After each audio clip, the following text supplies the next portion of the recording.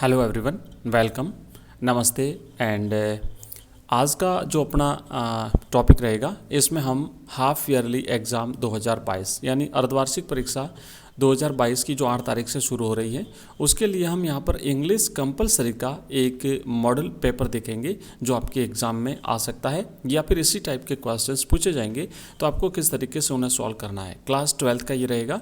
तो आइए यहाँ पर हम शुरू करते हैं और देखते हैं ये कुछ इंस्ट्रक्शंस हैं जो आपके लिए आप इन्हें पढ़ सकते हैं।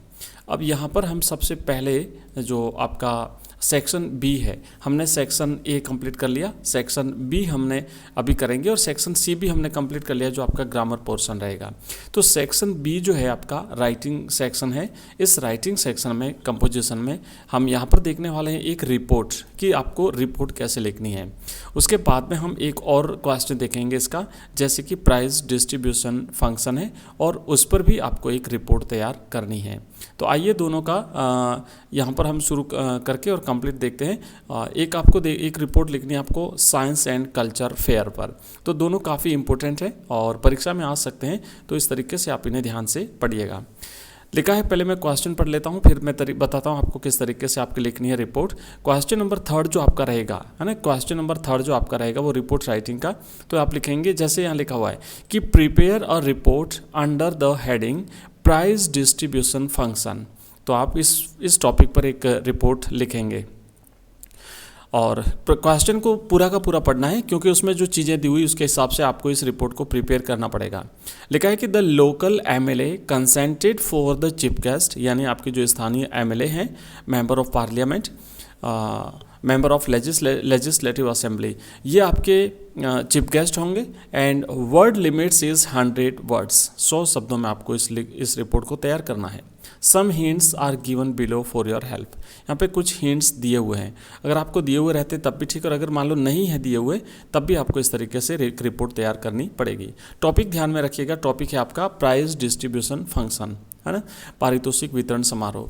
तो जैसे मान लीजिए अगर आपको कुछ हिंट्स दिए रहते हैं तो इस तरीके से रहेंगे, celebrate prize distribution function, chief guest, फिर उसके बाद रहेगा वेलकम, गार्लैंड, सरस्वती वंदना, annual report, make a speech, give prizes, है ना, clap, rejoicing, photographs and national anthem. तो ये कुछ चीज़ें हैं जो आपको ध्यान में रख करके और आपको अपना प्राइस डिस्ट्रीब्यूशन फंक्शन पर एक रिपोर्ट तैयार करनी है। आप यहाँ पे लिखेंगे बाय स्टूडेंट रिपोर्टर, पहले आंसर लिखना है आपको, आंसर लिख करके हेडिंग, सेंटर में आप हेडिंग डालेंगे प्राइस डिस्ट्रीब्यूशन फंक्शन, ये आपको हेडिंग लिखनी है। और इसके बाद यहाँ पर आपको लिखना है बाय स्टूडेंट रिपोर्टर। और अब देखिए जो रिपोर्ट होती है ना उसमें 2 चीज़ों का ध्यान रखना, एक तो प्लेस, स्थान का नाम जरूर लिखना, जैसे यहाँ पे लिखा हुआ है जोधपुर, और उसके बाद में किस तारीख को आप ये रिपोर्ट लिख रहे हैं वो तारीख जरूर लिखी जाती है। 2 चीज़ें विशेष रूप से लिखनी होती हैं। तो पूरे में से पूरे नंबर मिलेंगे, यहाँ पे ध्यान देना है, लिखेंगे प्राइस डिस्ट्रीब्यूशन फंक्शन, नीचे आप लिखेंगे बाय स्टूडेंट रिपोर्टर, और उसके बाद आपको लिखना है प्लेस, स्थान का नाम, और फिर लिखना है आपको दिनांक।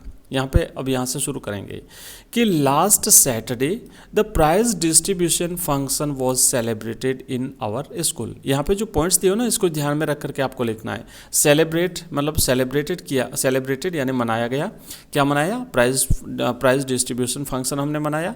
ये सारी चीज़ें ध्यान में आपको रख करके लिखनी है। तो लास्ट सैटरडे को आप ये जो है वो फंक्शन था और आपने यहाँ पे लिखा इट वॉज एट 8 PM, और ये जो है हमने शाम को 8 बजे ये कार्यक्रम रखा था, ऐसा आपको ये लिखना है। इसमें कैसे कैसे मनाया सब कुछ आपको, ठीक है।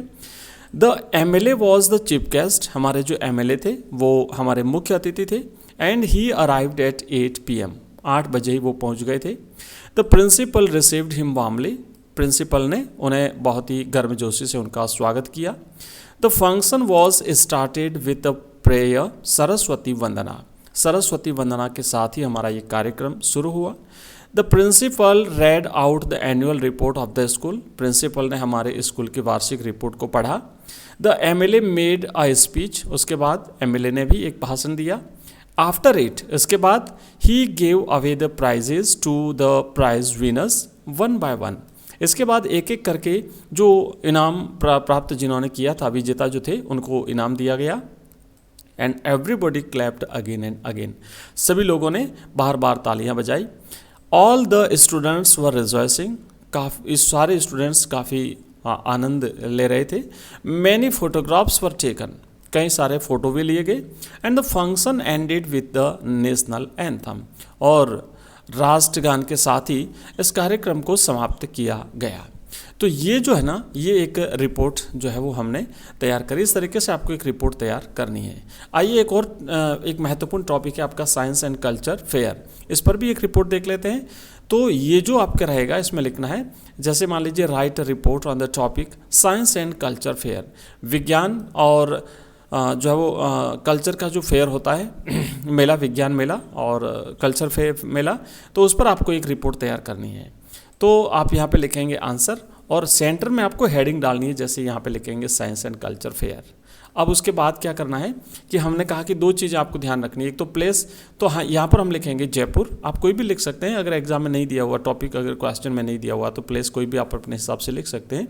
और यहाँ पर तारीख आपको लिखनी है, अगर बाई चांस अगर तारीख वैसे नहीं होती यदि इसमें दी हुई, तो जिस तारीख को आपका एग्ज़ाम है, जैसे आज हम 6 दिसंबर है और 6 दिसंबर को आज हम ये जो है वो आपको टॉपिक कवर करवा रहे हैं, तो हमने आज की तारीख लिख दी 6 दिसंबर। तो आप अपने हिसाब से कोई भी तारीख लिख दीजिए। इसी तरीके से यहाँ पर हमने जो देखा था ना, जैसे ऊपर 6 दिसंबर, इसमें भी हमने लिखा था जोधपुर प्लेस का वो स्थान लिखा था, तो यहाँ पर हम लिखेंगे 6 दिसंबर।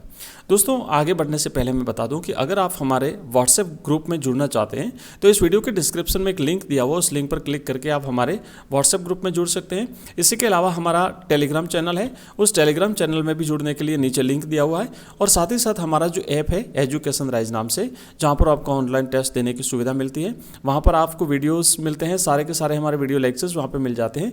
और इसके अलावा जो PDF होती है वो भी आपको वहाँ पर मिलती है।